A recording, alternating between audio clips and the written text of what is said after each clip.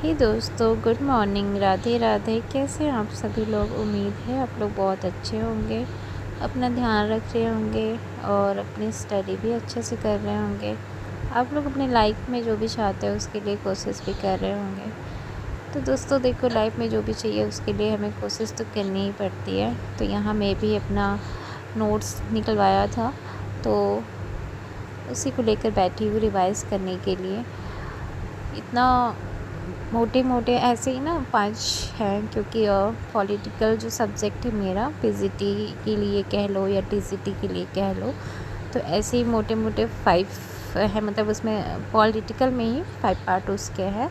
तो मैं अभी संविधान लेकर बैठी थी, तो और मेरे नोट्स हैंड रिटन हैं। तो रात में मैं सोच रही हूँ रिवाइज़ करूँ और मॉर्निंग में जो कोचिंग लिया हुआ है उससे नोट्स बनाऊँ और रात में रिवाइज़ करूँ। अभी देखो, आप लोग को तो पता ही है कि पीजीटी और टीजीटी के लिए क्या एग्ज़ाम पैटर्न है, कैसे पढ़ना है। उसमें देखो, प्री भी पूछ रहा है, मेंस भी पूछ रहा है, और पीजीटी जीआईसी प्रवक्ता में तो इंटरव्यू भी है। ठीक है, तो इंटरव्यू का उतना वो नहीं है, क्योंकि पहले तो हमें प्री क्वालिफाई करना है, उसमें माइनस मार्किंग भी है।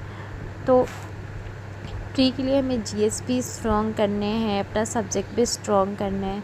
अगर आप पीजीटी है तो एक ही सब्जेक्ट पढ़ना है, टीजीटी है तो आपको पॉलिटिकल के साथ जो भी आप लोग का सब्जेक्ट हो गया, हिस्ट्री लाइक जियोग्राफी, तो उसमें से कोई भी 2 सब्जेक्ट पढ़ना है। तो मेरा तो पॉलिटिकल के साथ जियोग्राफी है, क्योंकि मैंने ग्रेजुएशन में जियोग्राफी ले रखा था, तो मैं उसके साथ उसे ही पढ़ूँगी। तो अभी पॉलिटिकल ही हम पढ़ रहे थे।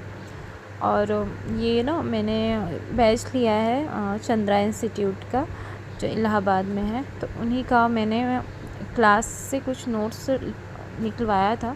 इनका बैच मैंने पहले ही लिया था, लेकिन अब ना जैसे बच्चे के साथ पॉसिबल नहीं हो पाता है इतनी सारी क्लासेस को हाथ से लिख पाना, तो मैंने कुछ तो हैंड रिटन लिखा, कुछ मैंने निकलवा लिया था साइपर पे जाके।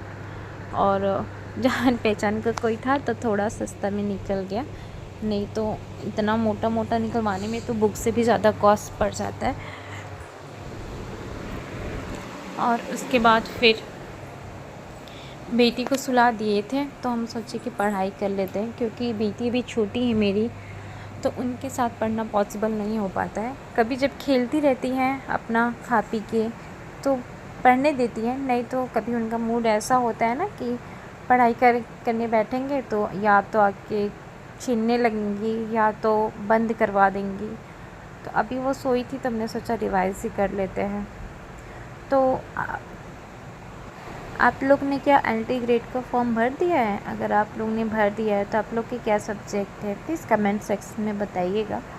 और आप लोग ने कोई बैच लिया है तो कौन सा सर का बैच लिया है? मैं तो ये ना चंद्रा इंस्टीट्यूट का बैच बहुत पहले ले ली थी, जब पीजीटी टीजीटी का सन 2022 में 22 में नहीं, जैसे बीएड के टाइम ही जो फॉर्म, हाँ 22 में ही, सॉरी, उस टाइम जब फॉर्म भराया था ना उसके कुछ टाइम बाद ही ले ली थी।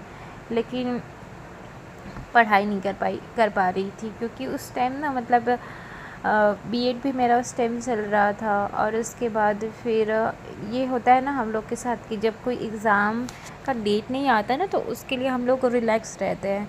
पता नहीं क्या ह्यूमन ब्रेन है कि क्या है, कि जब एग्ज़ाम का डेट आ जाता है तभी हम उस चीज़ को लेकर ज़्यादा प्रोटेक्टिव होते हैं, मतलब कि उसको लेकर ज़्यादा ध्यान देते हैं। जब तक डेट नहीं आया था मैं उसको ज़्यादा क्लासेस उसका देख नहीं रही थी। और उसी टाइम मैंने DSSS का भी फॉर्म भरा हुआ था, तो फिर मैं उस पर ज़्यादा फोकस हो गई थी कि इसका तो डेट ही नहीं आ रहा है, तो उसके लिए मैं पढ़ाई स्टार्ट कर दी थी।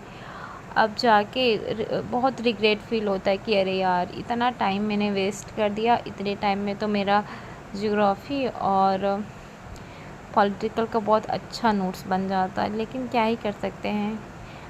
यही होता है ना, अब पश्चात क्या फ़ायदा जब चिड़िया चुग गई खेत, यही होता है हमेशा। अभी देखो डेट, अभी ये सब एंटी ग्रेड का फॉर्म हो गया, पीजीटी हो गया, मतलब जेएससी का हो गया, फिर अभी 26 में आगे भी एग्ज़ाम देखने को मिलेंगे। आपको तो पता है ना कि बीएड प्राइमरी में तो एलिजिबल नहीं है, हम लोग को यही 6 to 8, 9 to 10 इसी में करना है।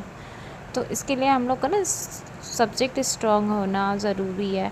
तो अब जाके रियलाइज़ होता है, क्योंकि उस टाइम जब बीएड कर रहे थे तो ऐसा कुछ नहीं था कि हम लोग 1 to 5 में नहीं पढ़ा पाएंगे। लेकिन जैसे ही बीएड कंप्लीट किया तो रूल आ गया कि 1 to 5 में बीएड वाले एलिजिबल नहीं हैं। तो ना बहुत उस टाइम बहुत अफसोस हुआ था कि अरे क्या है का नसीब, मतलब किस्मत की बीएड किया तो भी ये। लेकिन अभी जब ये एलडी ग्रेड और यूपी पीजीटी ये सब का फॉर्म आ रहा है ना, तो खुशी हो रही है कि नहीं चलो कम से कम वैकेंसी कुछ हम लोग को देखने के लिए आ तो रहा है। नहीं तो उस टाइम तो बहुत मीम्स बन रहे थे बीएड के ऊपर कि कुछ भी करो बीएड ना करो, और बहुत लोग बीएड कर भी रहे थे जो लोग, तो उनको भी बोला जा रहा था कि अरे दिमाग ख़राब है क्या कि बीएड कर रहा है। तो ऐसे ही सब चलता रहता है, कब क्या हो जाए कोई कुछ नहीं कह सकते। बस अपनी स्टडी यही कर रहे हैं, जो हो पा रहा है, देखते हैं आगे क्या होता है। तो आप लोग को अगर सिलेबस चाहिए हो या फिर सब्जेक्ट से रिलेटेड कोई क्वेरी या फिर नोट्स वगैरह कुछ भी हेल्प चाहिए होगा तो प्लीज़ कमेंट सेक्शन में मेंशन कर दीजिएगा। मैं मुझसे जो हो बन सकेगा मैं करूँगी, ठीक है। तो मिलते हैं दूसरे किसी वीडियो में, तब तक के लिए बाय। अभी नींद भी आ रही है और थोड़ी देर में बेटी भी जग जाएंगी, तो फिर मेरी पढ़ाई कुछ टाइम ही पढ़ के बंद हो जाती है, क्योंकि रात में वो ना ढंग से प्रॉपर सोती नहीं है। तो फिर मिलते किसी और वीडियो में, बाय।